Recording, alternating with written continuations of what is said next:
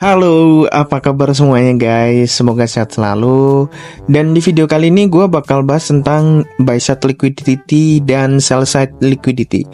Oke, sebelum itu gue mau bilang silakan kalian buat join ke grup yang ada di bio deskripsi. Itu silakan kalian bahas materi apapun tentang yang ada di YouTube gua atau cara trading kalian mandiri atau ya silakan belajar secara gratis. Aku udah bikinin grup publik buat kalian semua. Enjoy dan selamat bergabung dalam grup atau belajar materi yang saya kasih. Thank you. Bye bye. Apa itu buy side liquidity dan sell side liquidity? Jadi ketika ada buy side liquidity itu tuh sebenarnya kalian udah tahu kan bahwa buy itu uptrend dan sell itu artinya lagi ke bawah gitu ya atau lagi turun lah.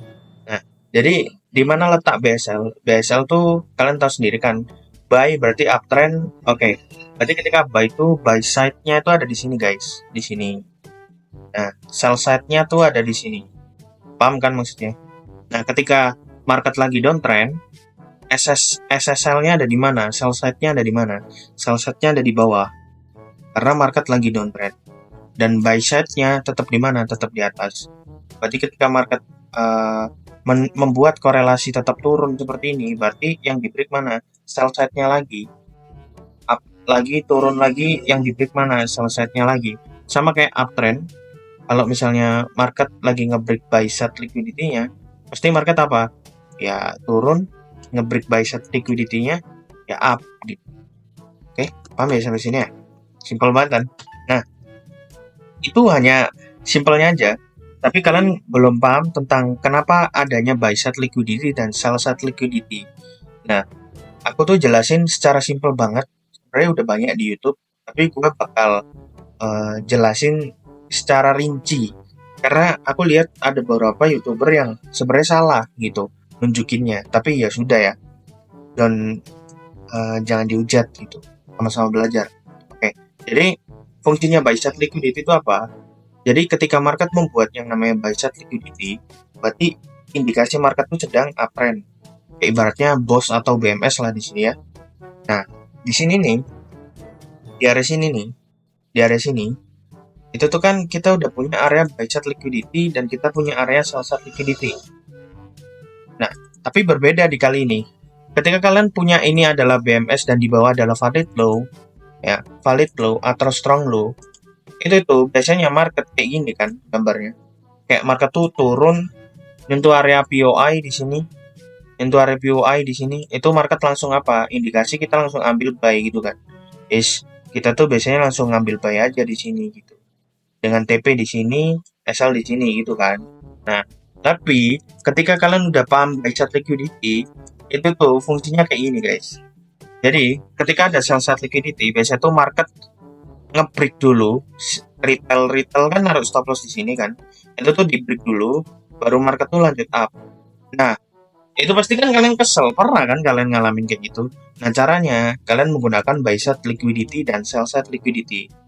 Jadi ketika kalian udah punya sell side liquidity di sini, kalian tungguin aja market tuh ke sini membuat sell side liquidity, nge-swap sell side liquidity atau nge-break body, tunggu MSS di area sini, baru bisa kalian ambil gitu. Simple banget kan? Simple banget.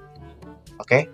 Nah, sama ketika kalian lagi punya area nge-sell, berarti sell side liquidity-nya ada di mana? Tetap di bawah. Dan buy side liquidity-nya ada di mana? Di sini. Ini buy side liquidity-nya. Nih. Ini buy side liquidity-nya. Nah, area POI kan bisa di sini nih, area POI. Ya kan? Sini nih. Order block lah ibaratnya. Terus kalian punya order block juga area buy di sini. Tapi nyatanya ketika kalian udah paham sell side liquidity, ternyata market tuh kayak gini. Menyentuh OP, nggak langsung naik, tapi langsung nge-break, kalian sakit hati langsung up gitu. Jadi aku udah pernah bikin konten kayak gini sebenarnya. Cuma kehapus waktu itu. Jadi kalau kalian udah paham kayak gini, itu tuh fungsinya kalian nungguin aja clearnya buy side liquidity. Jadi tunggu aja market tuh nge-clear sini, baru membuat market sector safe. Apa yang harus kalian ambil? Buy gitu. Jadi semisal nih, semisal kalian udah punya area kayak gini, kalian udah punya nih, punya area kayak gini. Kalian tuh gambarnya gini ya. Kan market tuh lagi downtrend kayak gini kan pasti. Market lagi downtrend kayak gini, downtrend terus, downtrend, downtrend, downtrend. Karena kan korelasinya lagi ke bawah kan. Koreksi, koreksi, koreksi. Nah, koreksi yang di sini nih, tungguin dulu sampai dia nge-break area sini nih. Yang ini nge-break sini nih. Nah, ini di break nih. Tungguin dulu. Nah, ketika udah di break, kita tunggu aja area market subversive.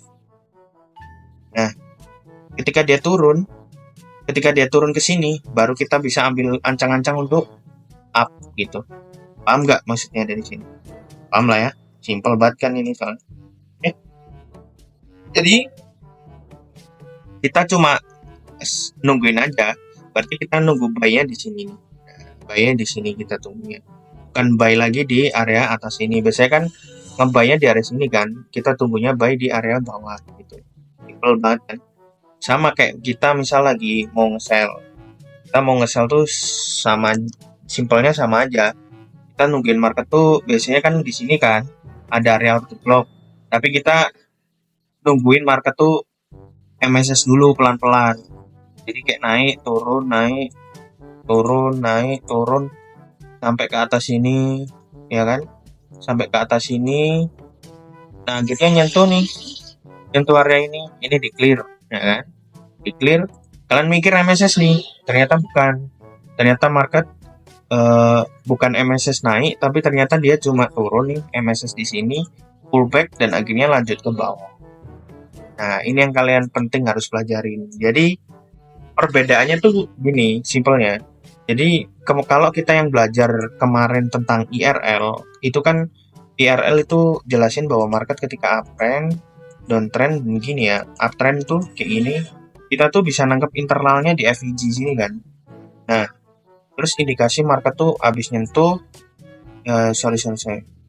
habis nyentuh kayak ini, itu langsung up. Nah, itu salah banget. Jadi kita harus paham dulu, harus tunggu dulu di sini baru up. Nah, kalau ada pertanyaan kepadaku, misal ada yang tanya, "Bang, kenapa kok pakai ERL sama BSL bagusan yang mana?" Jadi jawabannya semua punya high probabilitas, semua itu metode. Yang gua bagi jangan dicampur aduk, tapi gunakan yang penting aja. Yang sering dipola di market tinggalkan backtest aja. Pola mana yang sering di market. Karena IRL dan BSL itu sama-sama keluarnya juga apa? Ya banyak dan bagus-bagus semua. Jadi kalian harus cobain aja sendiri, oke? Oke, dari situ kita langsung masuk ada ke dalam chartnya, oke? Nah, kalian tuh kalau misalnya mau pakai time frame ya, banyak pertanyaan, Bang, nentunya time frame berapa? Nah, kalian tuh ICT tuh punya time frame H4 sama M15 yang sering banget aku pakai.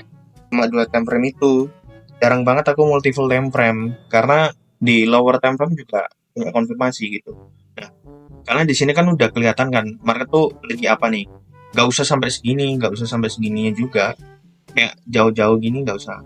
Tapi kalian lihat aja pergerakan yang kita mau ambil gitu kan. Kita mau ambil tuh apa. Nah, jadi yang pertama, market tuh kemarin tuh bikin yang namanya area BMS di sini nih. Ini. Kamu udah tahu kan di sini ada BSL, ya kan? Ada BSL dan di sini nih SSL di clear dulu nih.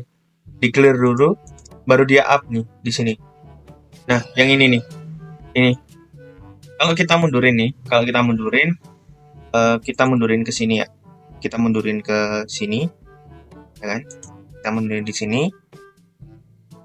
Kita belajar mapping aja gitu ya. Pakai BSL, oke? Nah, di sini tuh kan market lagi indikasi lagi uptrend banget kan. Di sini juga kelihatan kalian kalau nandain ini ada BSL ya kan. SSL-nya di mana? SSL-nya ada di bawah. Nggak di clear nih, nggak di clear sama dia. Jadi nggak ada nih, nggak ada. Oke, betul kan? Nah, setelah itu dia masih uptrend dan di sini dia bikin buy lagi di sini, buy.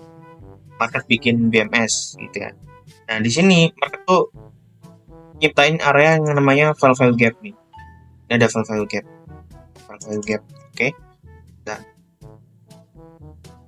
Nah, ini ada FVG kan. Nah, FVG-nya harus diambil dulu nih. Ternyata market tuh kita lihat pergerakannya gimana, oke? Lihat nih. Pergerakannya naik, oke, turun. Oke. Nah, di sini kan di sini kalian udah lihat nih. Market ternyata masih up nih. Dan di sini bikin area yang namanya BSL nih. Nah, ini area BSL. Oke, BSL lagi. Nah, di bawahnya ada sell side liquidity. Oke, sell side liquidity. Nah, habis itu market turun.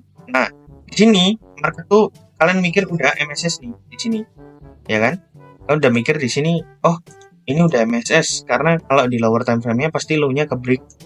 Dan ternyata di sini ada key level nih. Nah, ada FVG. FVG-nya di swipe, oke? Diambil kan? FVG-nya diambil, terus di sini ada area yang namanya sell side liquidity. Kalau kita turun ke 15 menit, kita cari langsung ke 15 menit. Nah, 15 menit tuh kita dapat apa? Ini kan FVG yang tadi, ini nih lihat nih. Nah, kan ada sell side liquidity kan di sini. Nah, ini ada sell side liquidity dan di sini ada area BSL. Nih, ada BSL. Betul kan? Nah, ada BSL. Gampang banget kan nangkapnya? Ada BSL, oke? Seketika itu kita kan dapat nih area poinnya, poin HTF. Berarti ini apa? Kalau kita gambar, ini ada valid high, valid low, valid high, valid low. Berarti kalau market ke sini, ini nadanya MSS kan? Karena di sini ada valid high nih, oke? Oke. Di sini juga ada FVG. Kemungkinan ini bakal diambil dulu untuk dia ke retrace, oke? Kita tunggu dulu, kita lihat. Dan hasilnya gimana? Oke, FVG-nya diambil, dia nggak turun ternyata. Nah, tapi di sini ada market sector shift nih di sini. Market sector shift dan kita punya area yang namanya kita punya area order block di sini. Ini order. Oke. Kita punya area order block. Nah, di sini kalau udah punya MSS, nggak usah ragu. Kalau kita mau nge-buy, buy aja. SL-nya bisa di bawah sini, TP-nya bisa di area buy side liquidity next-nya. Di sini berarti. Di sini. Oke. Ini. Nah, kalau kalian udah nangkep di sini, kita lihat hasilnya gimana. Kita tungguin dulu. Oke. Nah, ini kan kita nggak keambil nih entry-nya. Kita tungguin aja lagi. Jangan pernah maksa market, oke? Jangan pernah maksa market. It's okay kalau kita nggak keambil. Kita cari lagi area yang bisa keambil. Oke? Nah, kita nggak keambil entry-nya di sini. Kita nungguin lagi nih. Kita nungguin di H4-nya. Ke H4 lagi, kita cari momen lagi. Sabar, ya. Tungguin momen lagi. Oke, tungguin dulu. Oke. Nah, di sini ini kan ada BSL tadi kan? Ya kan? Ada BSL di sini. Ada BSL dan di sini ada area yang namanya SSL. Oke, kita lihat dulu nih. Oke, kita tunggu apakah market tembus lagi atau ngebreak SSL-nya. Kita tungguin dulu. Kita tungguin.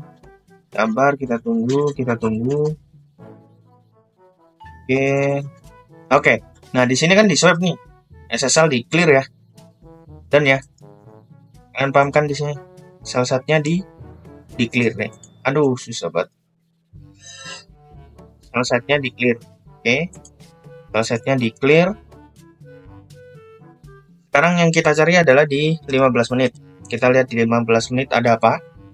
15 menit itu sell side-nya udah di clear dan kita punya area yang namanya valid low dan valid high. Ini valid low, valid high, valid low, valid high, dan valid low lagi. Oke. Kalau MSS berarti harus gimana guys? Ya, valid high-nya di break dulu nih, ini, oke. Ketika udah di break, retrace kita bisa ambil, oke. Kita lihat market gimana reaksinya, oke.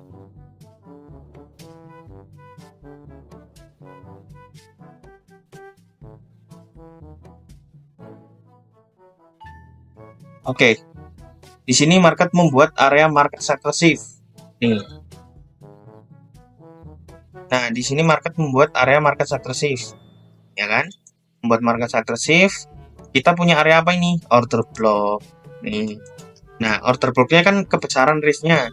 Coba kita pakai area 50%. 50% FEG 50% order block di sini. Ya kan? Oke. Kita udah punya nih.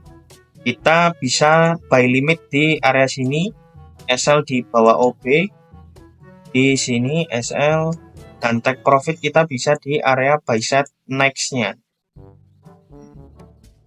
Nah, di sini nih. Nih, sini. Oke. Kita bisa area TP di area sini. Nah, kita tungguin aja gimana reaksi market.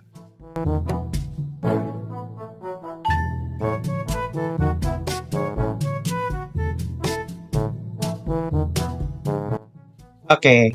Nah, di sini kita udah dapat area apa? Take profit, oke? Oke. Itu adalah materi dari aku dari high time frame sampai lower time frame, dan itu penjelasan yang mungkin sedikit yang bisa aku jelasin ke kalian semua. Thank you buat yang udah nonton, dan minal aizin wal faizin, mohon maaf lahir dan batin buat semuanya. Thank you yang udah support aku dari nol, dan thank you. See you. Bye bye.